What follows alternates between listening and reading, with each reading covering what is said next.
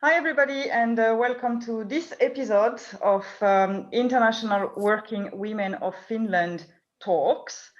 First, a few words about IWWOF. So IWWOF was born as a Facebook group in August 2019 to allow all women in Finland, Finnish or foreign, to share their journey and support each other. We have been welcoming wonderful women from all different identities, backgrounds, nationalities, professions, and we are today 4,900.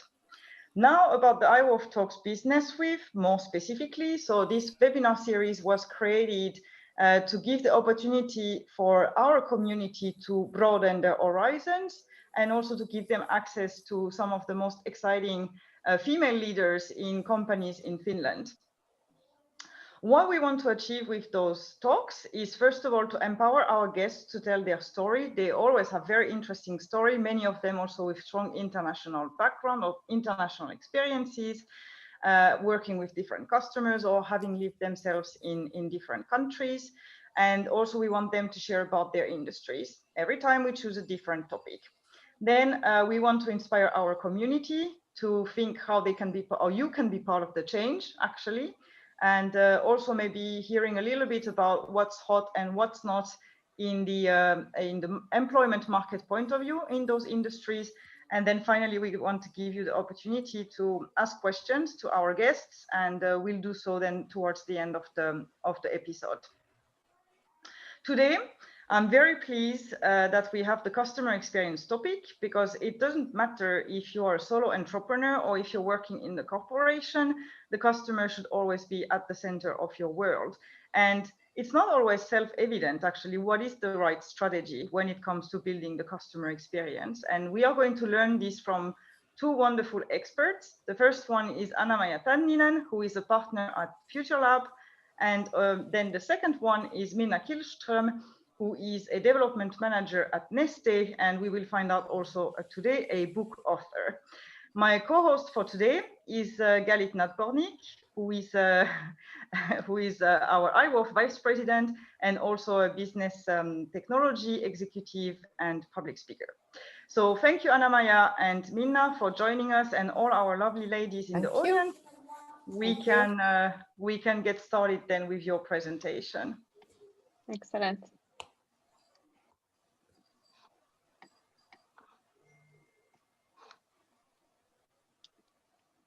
Okay.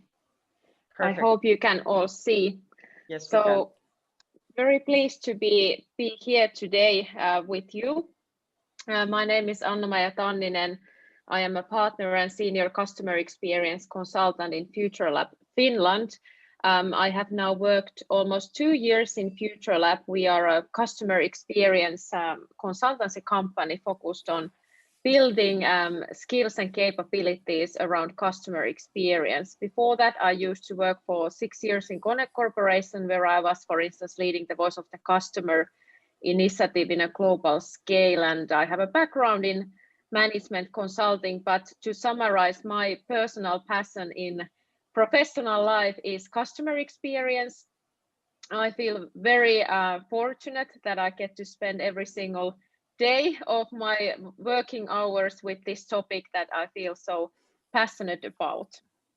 And I am here today with my former colleague and friend, Minna. Thank you, Anna-Maija. Exactly. We worked the same time at the FutureLab, and I joined Neste a year ago. But same story, really. Customer has always been kind of a passion of mine, so I've been looking at things always from the customer point of view. And now the latest big thing for me in my career is the book that was just published last month. It is in Finnish. The name is Vetoa tunteisiin, which is kind of a word game, but the subject is really emotional design and emotions in customer experience. Congratulations, that's a great achievement. We can't wait for the English version for our Me neither. I hope it will come. Yes. Excellent. But hey, we're gonna start the presentation that I'm gonna talk a little bit about customer experience, and now thinking about each one of you there online. I don't know how familiar you are with the topic, so I aim to kind of awaken your thinking around the topic of customer experience, and then I will give the floor to Minna, who will talk more specifically about the huge trend in customer experience, which is the emotional part in CX, and then also about Neste's journey in customer experience. But before I jump into the topic, the company FutureLab, where I work, we are a company of 5 people in Finland at the moment, and we are focused on these 4 elements in customer experience. So we work a lot with customer experience strategy. We help companies, small and big, to build their CX competencies and design their customer experience strategies and make it more concrete and tangible and credible also for the employees. Many companies today say that they are customer obsessed, or they want to be first in customer experience, but we challenge our customer companies to really articulate the CX vision in a way that each employee can understand what is their role in executing that strategy and getting to those defined targets as a team. Then we work a lot in the business design, on the service design part, and customer-centric processes, ways of working, kind of building those competencies in the organization. And then, of course, the CX metrics, and you might have heard about NPS, the Net Promoter Score. That is probably the most famous CX metric out there, but there are also, of course, other metrics. And of course, when we think about measurement, we want to understand that how we are actually performing in the customer experience. What are the customer pain points? What are the typical challenges? Where we are actually succeeding? So we want to understand the whole customer journey from beginning to the end and focus our development efforts in the moments that truly matter to the customer. And then the 4th topic is about the employee experience and kind of the building the right culture in the companies. So it is about the training the people, it's about assessing the competencies and skills in the organization. I currently work a lot with HR departments in various companies, as CX and employee experience are very much interlinked. So without engaged employees, it's really difficult to also inspire and engage your customers. So these are the services that my company offers in a nutshell. And then if we go into the topic of customer experience and what it is about, so I dare to say that the biggest disruption in our time is not about the technology, but about the role of the customer. And this is constantly increasing, and the importance of customers are constantly increasing. And when we think about the customer experience, it constitutes of 3 areas. It's about effectiveness. So did I get what I expected? It's about easiness. How much effort did it require from me? And it's about emotion. So how did I feel as a result? And more we talk about effectiveness and easiness, we are actually talking about hygiene level things like delivery times and invoicing and clarity, transparency in the processes.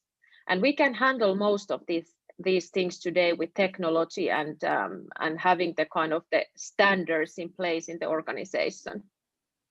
But the more we go into the emotional part in customer experience, the more we require human intelligence, and the emotional part is very much about the interactions between humans.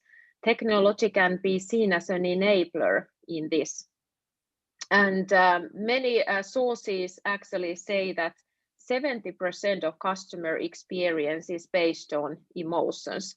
Minna will talk about this topic in a more depth later in the presentation, but I would like you to think about yourself as customers and humans.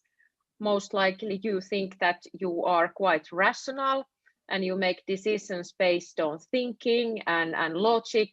but emotions are guiding us more than we actually think. And this is something we can also see in the customer experience.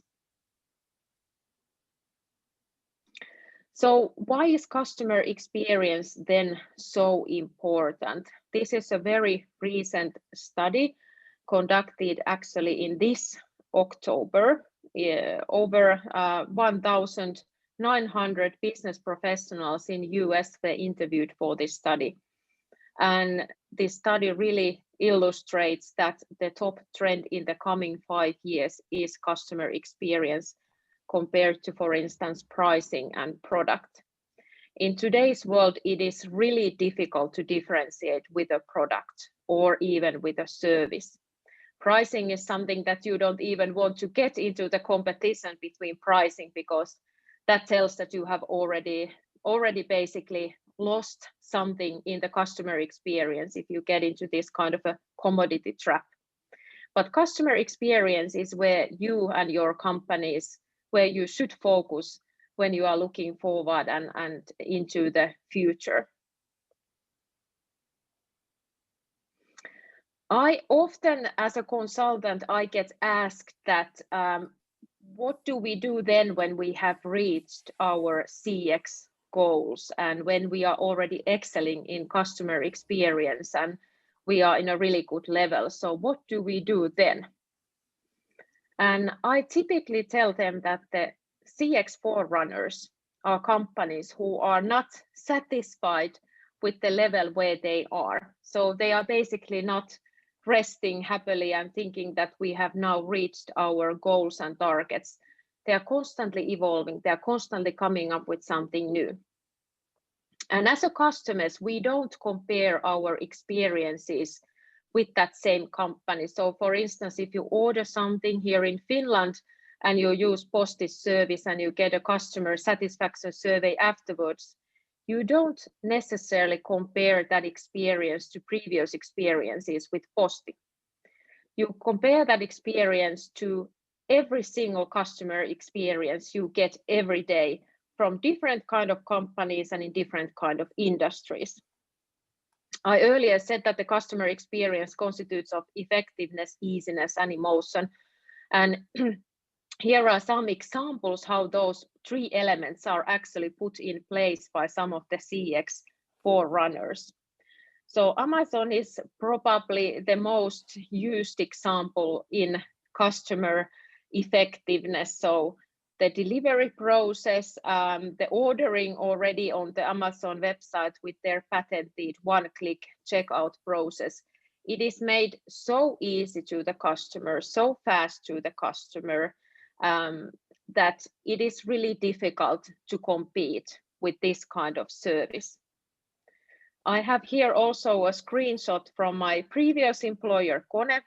So Kone's 24/7 connected services, I think this is a really great example from the B2B world, that how to make life easier for the customer.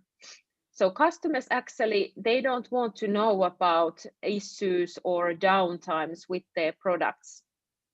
They would actually prefer that the product self-diagnose themselves and the products can even fix themselves without having any human intervention in between. And the customers want to avoid any downtimes and any hassle and any inconvenience as much as possible.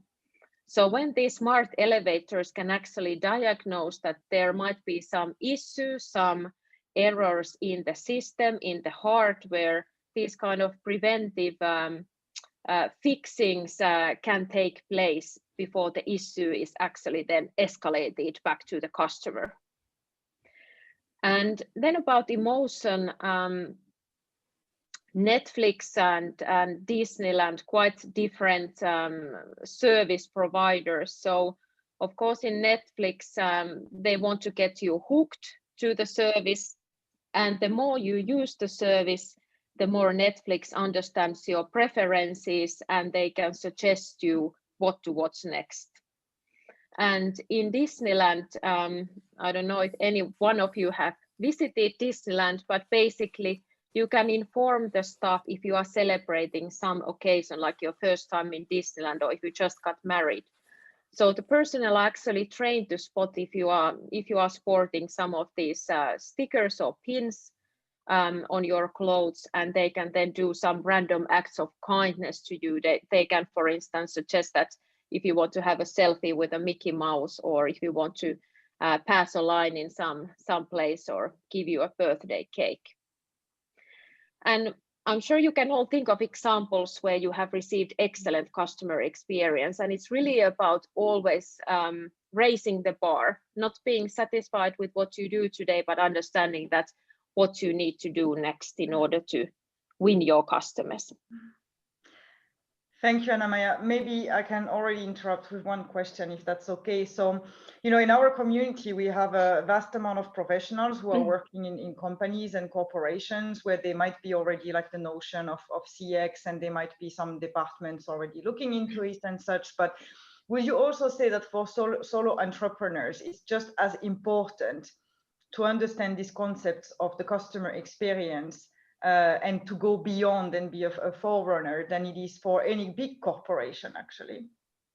Yes, that's a very good question. I think it doesn't matter what kind of a size of a company you are working in, or whether you are an entrepreneur yourself, it is really important to understand your customers. I personally work in a company where it is only 5 of us at the moment, and I have really put it as also my personal mission to constantly understand what my customers are looking for. So what they are expecting, what are their needs, what are their emotions, how am I able to fulfill those? So everybody can understand their customers better, and the key thing there is to be interested in listening to your customers and having the ability to really listen what they are saying, asking the right questions, and then putting that feedback into use.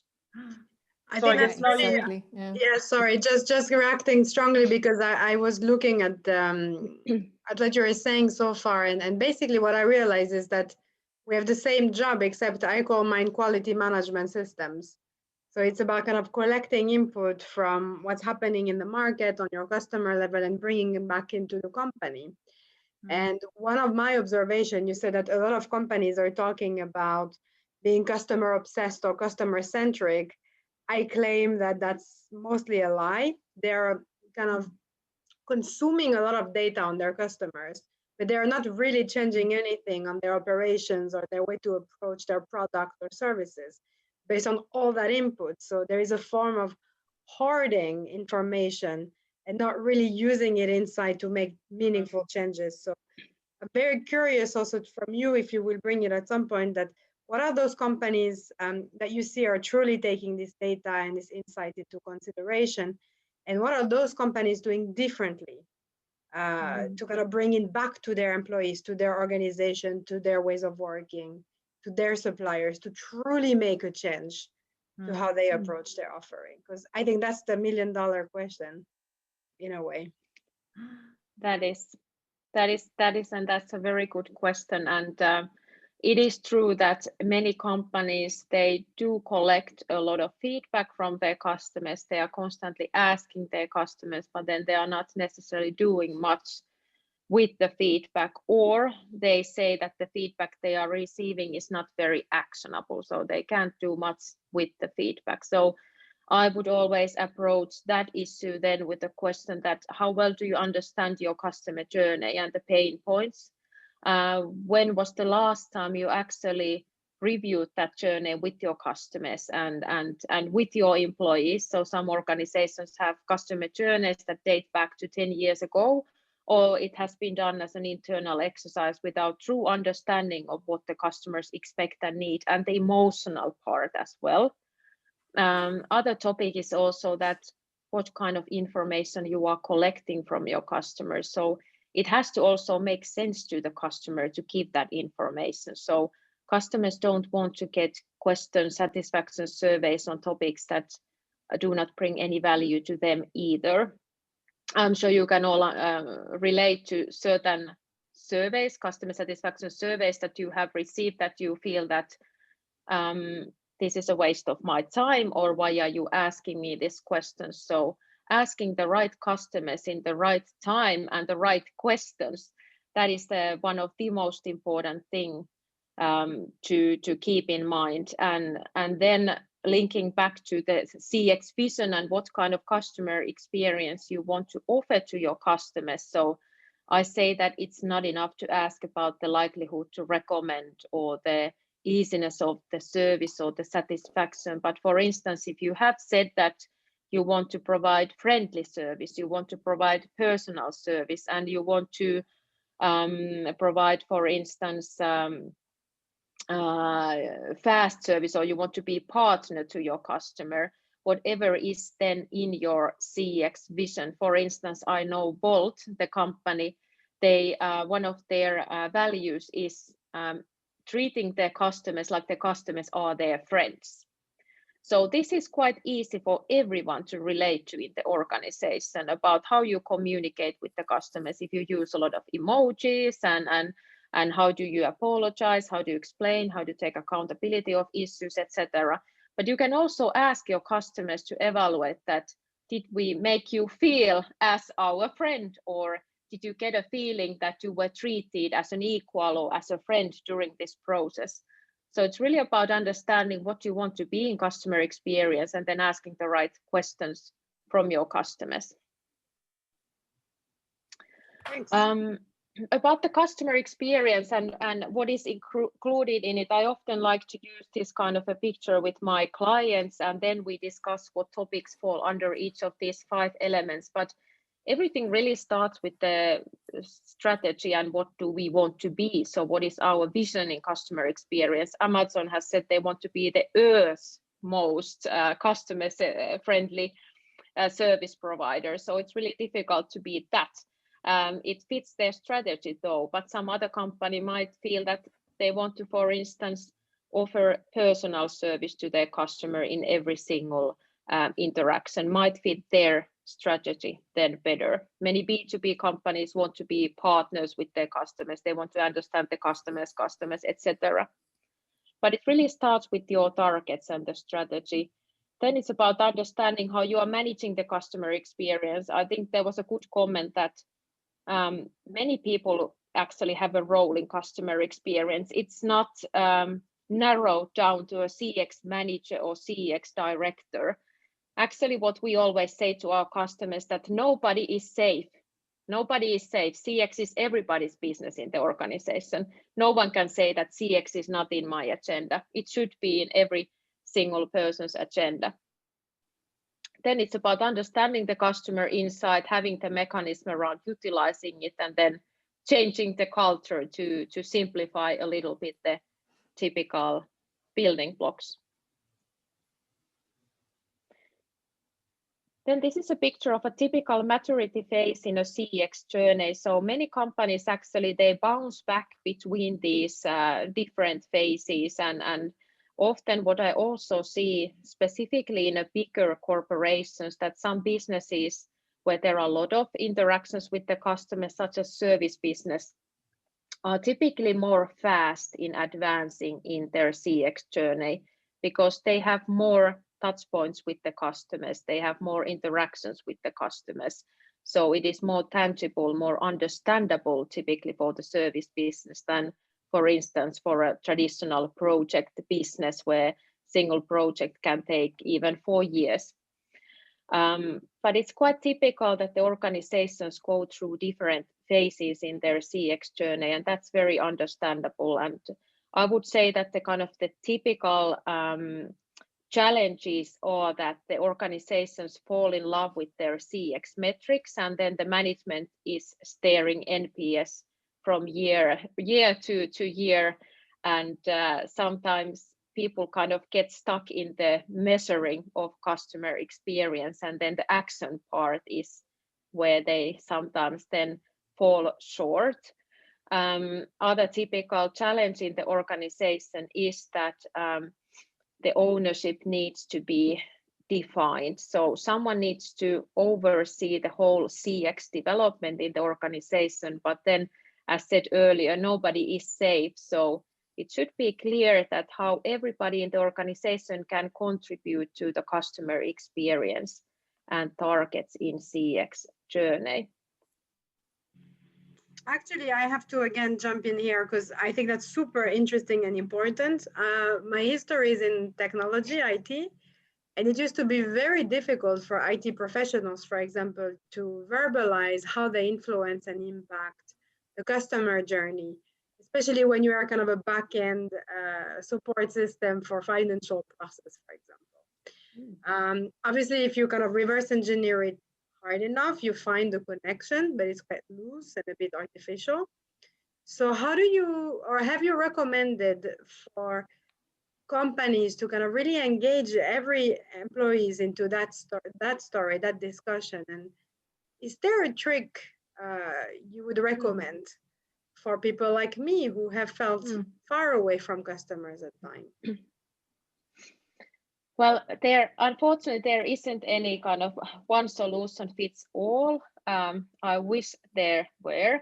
Some of my personal learnings have been that the role of the management is, of course, the most important, so that the management really needs to act as an executive sponsor for the CX initiatives in the organization. But it is not enough that the top management is interested, but also the team leaders and the kind of the middle management, they need to show by example.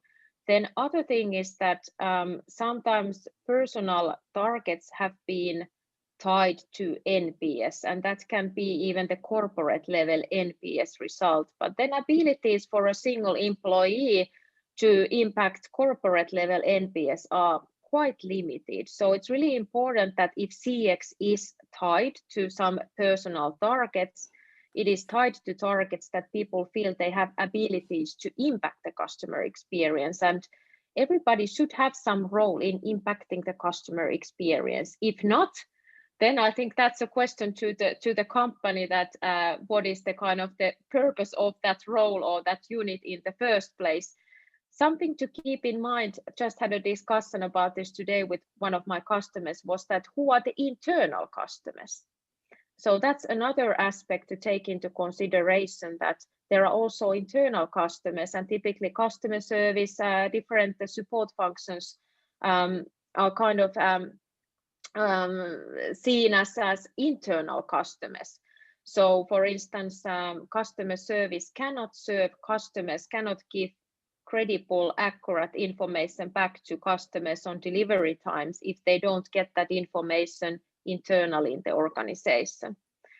So yeah, maybe I got a bit off track already, but I would say the role of the leadership is really important, and also the immediate team leader having concrete targets, how you can influence customer experience in your specific role is important, but they have to be targets that you can influence with your own work, and nothing that is tied in a too high level in the organization.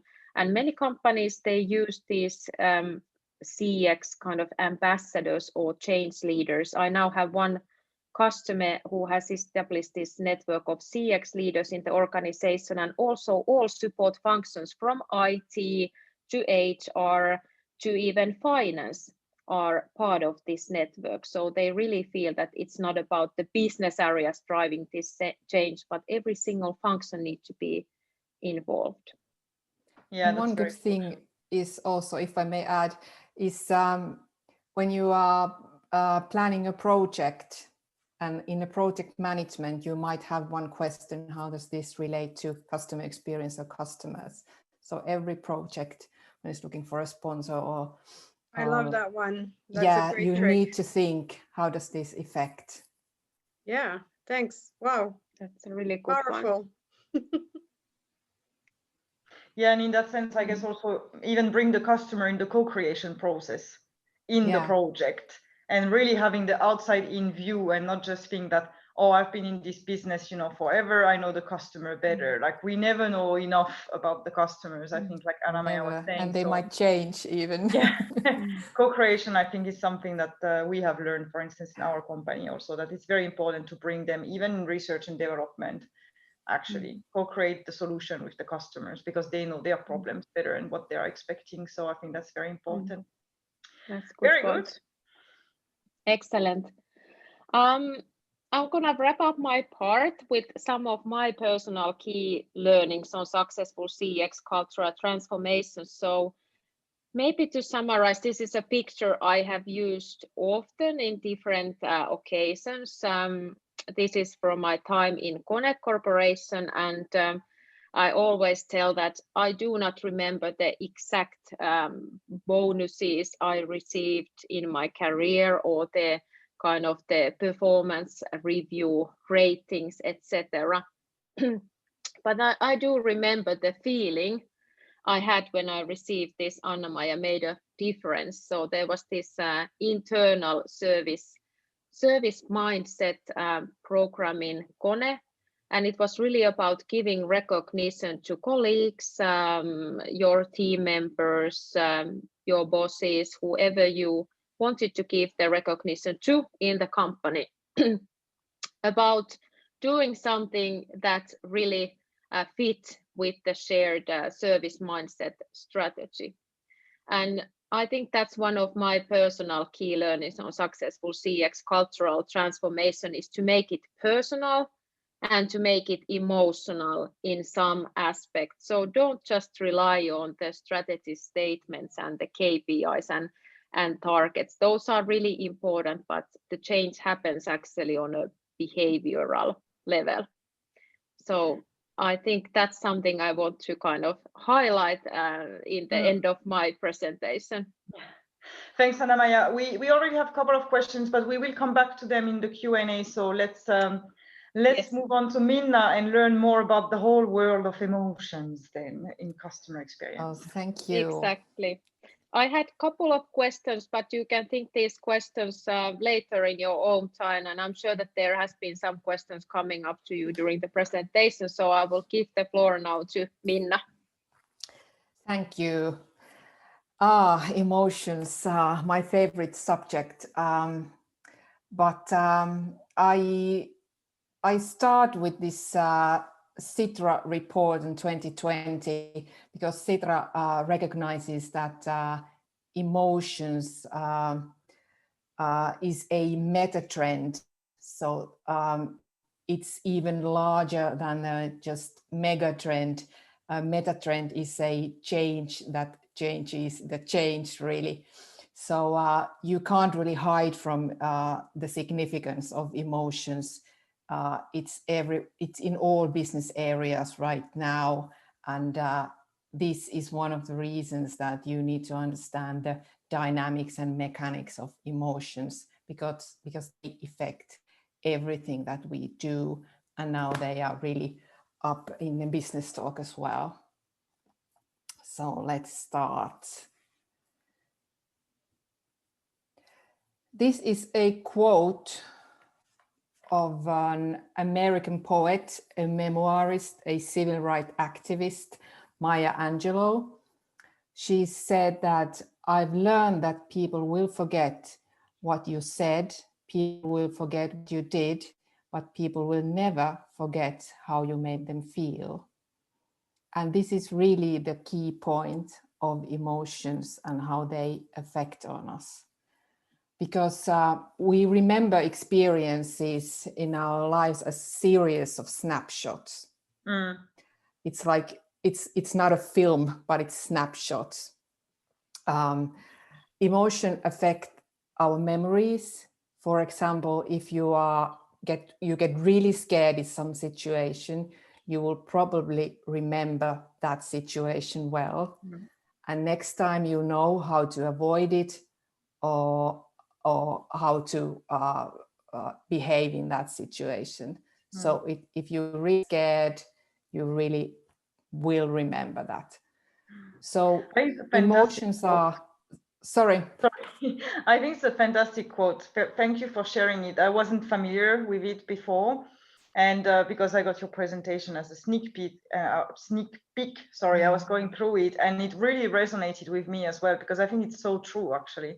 And it's something that's also in a way easy to remember. So thank you for sharing that. Exactly, and this is why I like to use this, because if you remember something about emotions and customer experience, please remember this, because it tells a lot. So from the customer experience management point of view, the emotionally intense points of the experience are the ones that affect heavily on how we remember an event. So this is why it's important to create those events, those emotionally intense events to customer experiences as well. This is called peak end rule if you want to look up to it. So at the emotionally intense moments are well remembered, and then you need to also remember to end the experience on a positive note. So that's the other part of the experience that we tend to remember, the emotionally intense parts and the end of the experience. And those are the ones that we might want to intentionally design to all of the experiences that we think are the key touch points. Then on the next slide, this is brilliant as well, because the picture really tells how the emotions affect on our behavior. So we really behave, our postures and all our gestures are really different depending on the emotion that we feel. Here are 6 basic emotions: happiness, sadness, fear, disgust, anger, and surprise. And we talked about the fear. Fear is a really, really powerful emotion, and it's a really key emotion in our survival. If you think about it like that, when you face some sort of danger or experience fear, you will go through it a response like fight or flight response. Your muscles become tense and your heart rate your heart is beating faster and your respiration raise and your mind becomes more alert, priming your body to either run the danger or stand and fight. So it's really about our survival or connecting with emotions. Emotions are also protecting us from threats like spoiled food, for example, disgust. You're like, oh, I don't want to eat that. So something's telling you, the smell or something, like this is disgusting, I don't want to eat it. So it's quite obvious and logical. And when you're feeling happy and joyful, you tend to go forward towards that that's making you happy. So these are really, really logical how they affect on us. And I always like to talk about this homo economicus, which is the rational customer, which is taught about us in School of Economics quite a long time. We talked about homo economicus, who's really rational decision maker when he's doing his purchases. And I think that by now we all know that this is not really the case. So emotions affect really a lot about purchasing decisions.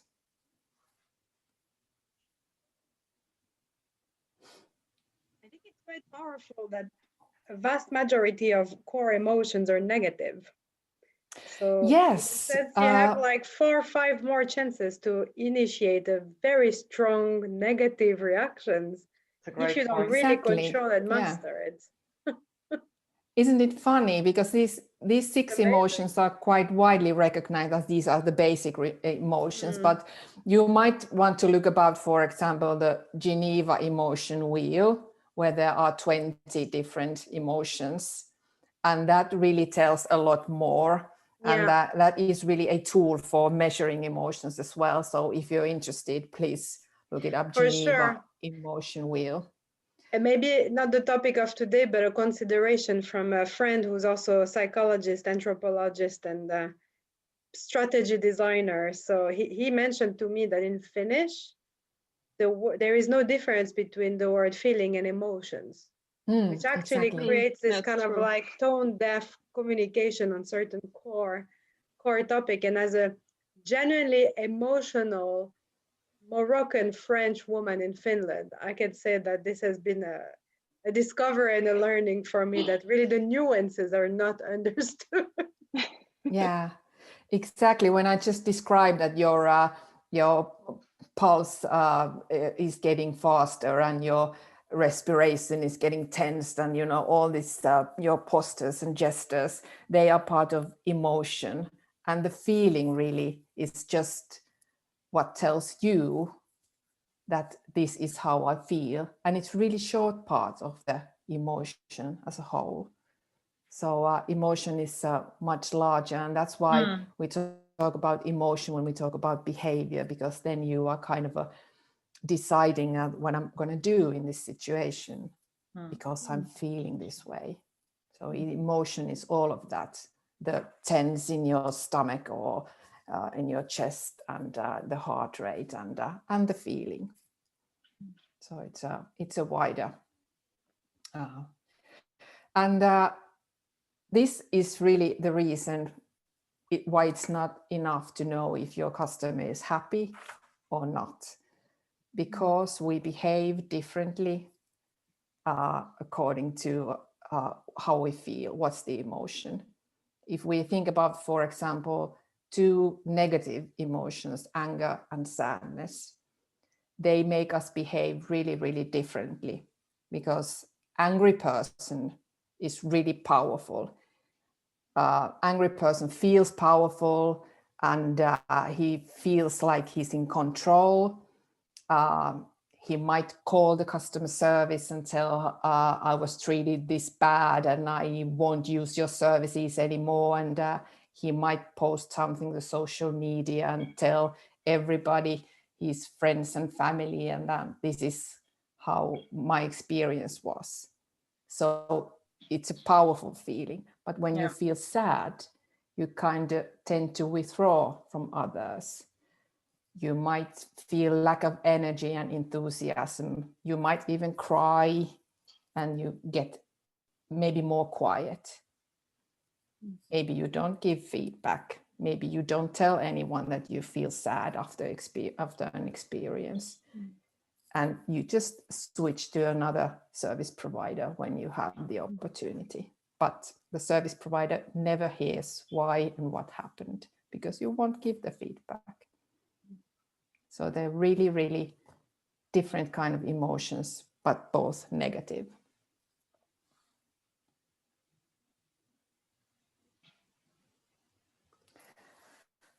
Then the next slide tells that to stand out from competitors, brands must focus on emotion to build loyalty. And this is from Forrester CX Index 2019 research. They do it every year. They have a really large research on the current state of customer experience on different businesses. So it measures how successfully a company delivers customer experiences that create and sustain loyalty. And this is the finding, strong finding from 2019, both from UK and US. It indicates that the real driver of brand loyalty is not effectiveness or ease, which Anna-Maija mentioned, but emotion. So the report states that brands wanting to break away from their competitors should focus on emotion to achieve customer experience leadership. An experience that makes customers feel happy, respected, or valued is proven to have bigger influence on their brand loyalty than effectiveness or ease in almost every industry, says the results. And then there are the numbers 22 and 1. Would you show those by clicking? Oh, sorry. Yes. Yes, thank you.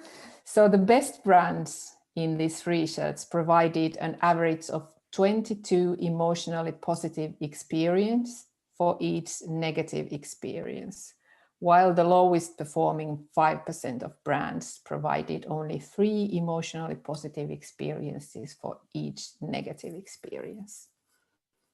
So the balance, the positive or negative, also has an impact, which is here stated quite clearly. It's quite a huge difference to have 22 positive versus 3 positive emotions on a particular brand. And then on the next slide is a little bit about the value that emotions can bring to your company. Think of these 4 pillars as steps towards emotionally connected customers. So the first step is that the customer is not emotionally connected at all. Then the baseline, the second step is highly satisfied customers. The third one is when you perceive brand differentiation, and of course you are satisfied, but not really fully connected emotionally. And then the fourth step is customer that is fully connected emotionally.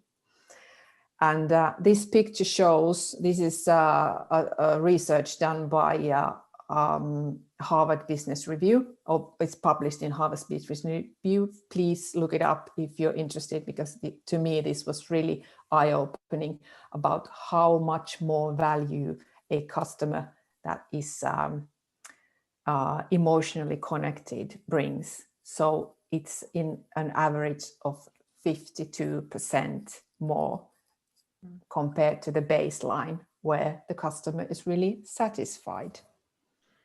I think that's amazing. And sorry, Gao, just to react, and then I'll let you take back control. But that also kind of gives a strong signal to brands to take this seriously, because now you can see on social media that they're all having their own strategy, their own approach, but it's mostly like about advocating their brand and not about creating a connection. So I think that's quite compelling data. Yeah. So thanks for sharing. Yeah. And being a bit cautious of the time, I will combine 2 questions that we received actually on the chat. So the first one would be that because emotional reactions are so personal, that how can we provoke emotions into people? And then in terms of like connection to the brand and such, that if, for instance, your company is very much around, let's say, sustainability as an example, but the customer base may not be responsive to that yet, how can you provoke these emotions that then they will react in a way to your brand and to what services you're trying to provide? Yeah, good questions. And you can't really have a list that these are that you need to have in your experience, but it also comes from the knowing your customers and what is the strategy that you want to also enhance in all of the experiences. So, and the other aspect that I also want to highlight here is the ethical point of view. So when you are affecting people through emotions, it might be a way that they don't realize that they're being affected. And this is why you need to always look at the ethical point of view as well. Every time you are making these emotional design in your experiences, think about the ethical stuff as well. If I understand what you're saying, the answer is that yes, you can provoke emotions into customers that maybe the customer didn't even know they had to begin with. Exactly. Okay. You might be affected that even you don't realize it. Yeah, okay. Yes. Please carry on. Thank you. Okay, let's go forward to a little bit about Neste and emotions. So this is the big question. How do emotions and fuels come together? And when I started a year ago, I was thinking about the same thing. How do we provoke emotion in fuel business? But I really realized that this is more about the purpose behind what we do. And with the Neste purpose, creating a healthier planet for our children, the emotion is really, really tangible. So the purpose really lives quite deeply in everything what we do. I work with renewable fuels, so it's everything that we do and breathe. So the purpose of creating a healthier planet. I do have a case. It's 8 to. We need to leave some time for the discussion as well. Should we go straight to the slide 22 then? Sorry. If you want to look at this video, please go to the neste.us and fries to miles, and you will see a video of the circular economy, how we really create the experiences of creating a healthier planet for our children. So please do that if you're interested more.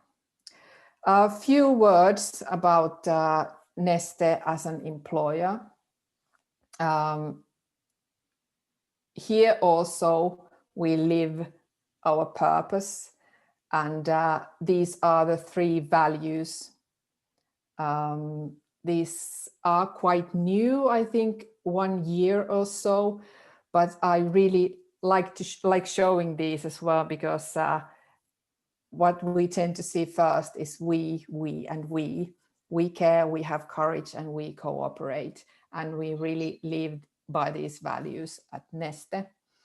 And here's also our website, Neste Careers. If you're interested, please go and have a look. There's a video about working at Neste, and also the open positions if you're interested. Mm-hmm. Thank you, Minna, for sharing, and thank you, Anna-Maija, as well. So we actually covered a couple of questions that were in the chat. Do we have any other questions from our ladies online? It's also okay for you to unmute if you prefer to ask the questions by voice than typing them to the chat. If any of you have a business and you want to do what to do next with your customer experience journey, maybe where to start if you haven't had the customer experience journey before, now is your opportunity then to ask our guests. And while our audience is thinking, I would say that you know, I like that there is a topic, you know, that is being cared for by the guardian of customer experience. It's wonderful. I said, as a fellow quality person, you know, I know that you cannot say that quality is one person's business, it's everyone's job. So I think it's the same when it comes to customer. And maybe another thing that you said around metrics, measurement system, is that, you know, if you measure, you have to take some action, which is again one of our mottos. So don't take measurement that you don't feel you're gonna influence or make a change upon. So if there was one measure that you would recommend, what would that be? One thing that everyone should ask or quantify.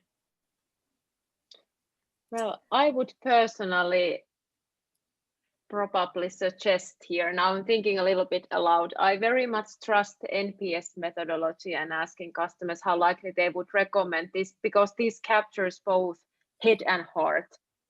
It is about the logical, rational part, but it's about the emotions as well, because when you ask how likely you would recommend to a friend or a colleague, you don't tell your friends good things about shitty companies or shitty services. So it's about really the kind of the moment of truth. So that's why NPS has been so popular for the past 20 years. But now when we're thinking about how to really create the change in the organization, I think in addition to NPS, you really need to define what kind of customer experience you want to deliver. And then you need to ask your customers regularly that how well you are succeeding in delivering that specific customer experience. And it has to be about your targets, asking your customers how well you are kind of achieving your own targets and vision. So I would definitely add that in addition to the traditional net promoter part. But maybe Minna, you have something from the emotional part. No, I'm really much more boring, because I would have answered that there is no such metric.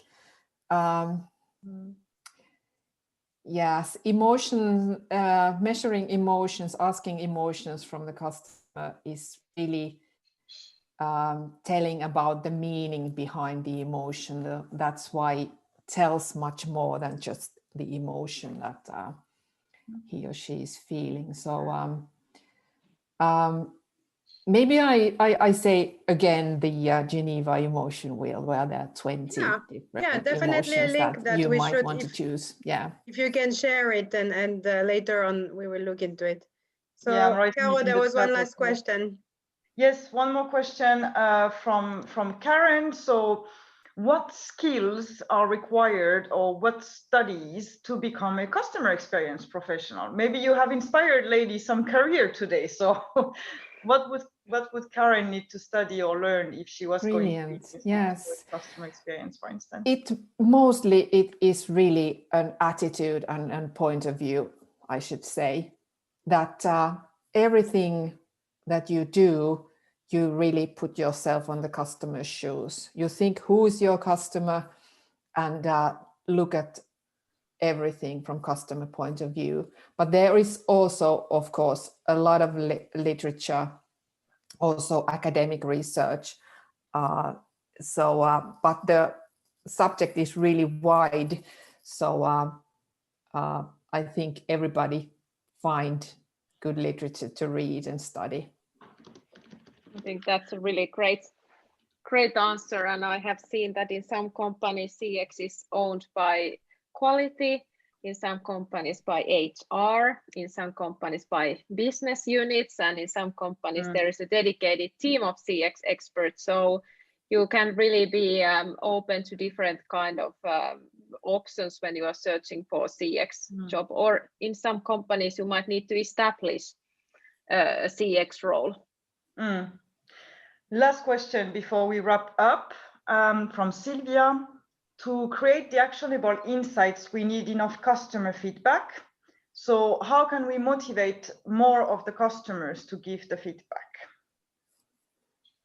Well, I would answer this by acting based on the feedback. So closing the loop, that's about reacting to any negative customer feedback you get, and then using all of the feedback you receive to understand the root causes for the customer dissatisfaction and satisfaction, and then doing actions and communicating to the customer what you are doing with the feedback. Because very typically the companies start with quite a good response rate in their surveys, but if they never follow up with the customer, if they never communicate what they did with the feedback, customers are not very likely to keep on providing more information.